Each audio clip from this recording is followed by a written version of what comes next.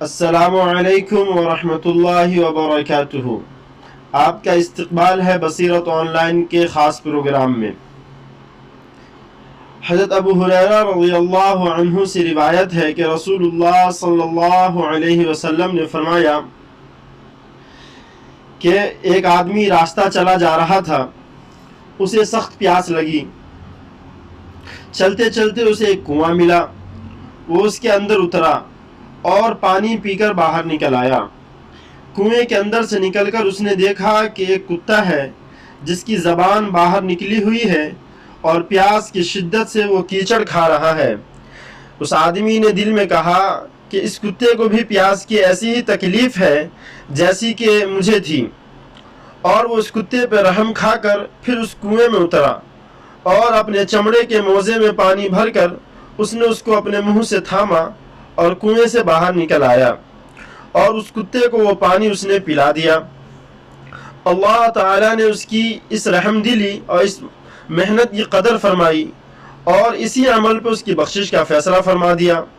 بعض صحابہ نے حضور اکرم صلی اللہ علیہ وسلم سے واقعہ سن کر دریافت کیا کہ یا رسول اللہ، کیا جانوروں کی تکلیف دور کرنے میں بھی ہمارے لیے اجر و ثواب ہے؟ آپ نے فرمایا ہاں، ہر زندہ اور تر جگر رکھنے والے جانور کی تکلیف دور کرنے میں ثواب ہے۔ بعض اوقات ایک معمولی عمل دل کی خاص کیفیت یا خاص حالات کی وجہ سے اللہ تعالیٰ کے یہاں بڑی قبولیت حاصل کر لیتا ہے اور اس کا کرنے والا اسی پر بخش دیا جاتا ہے۔ اس حدیث میں جس واقعہ کا ذکر کیا گیا ہے اس کی نوعیت بھی یہی ہے۔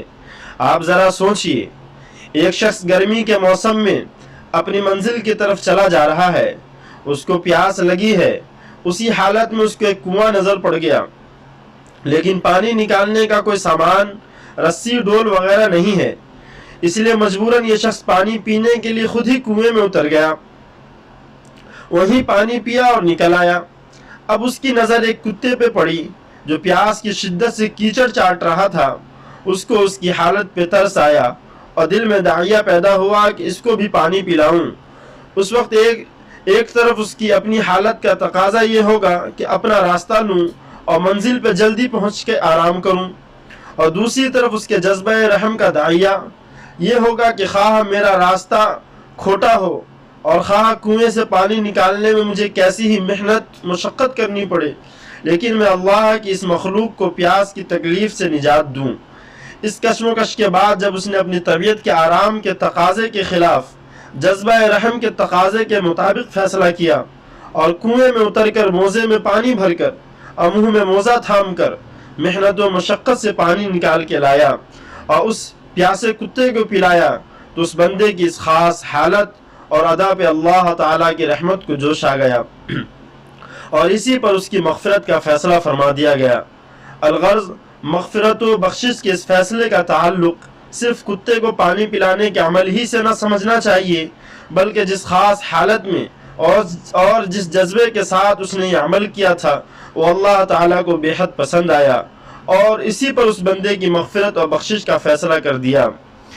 اس لیے ہمیں بھی چاہیے کہ ہم اپنے آس پاس رہنے والے جانوروں کی دیکھ بھال کریں، بالخصوص ان دنوں شدید گرمی پڑ رہی ہے، لہٰذا اپنے گھروں کی چھت پر پرندوں کے لیے پانی رکھا کریں۔ نہ جانے اللہ سبحانہ و تعالیٰ کو کون سا عمل پسند آ جائے اور ہماری آخرت سنور جائے۔